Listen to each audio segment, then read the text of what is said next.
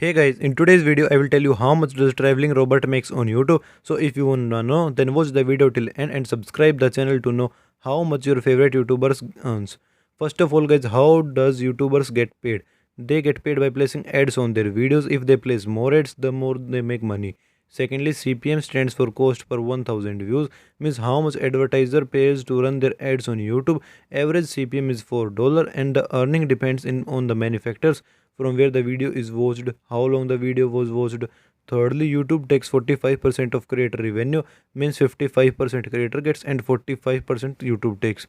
Now let's take a look at their channel analytics. It has total 200,000 subscriber and total 940 videos, 51.7 million total views lifetime on their channel today while filming the video. Now let's take a look at their estimated revenue. How much does it makes monthly, annually from YouTube?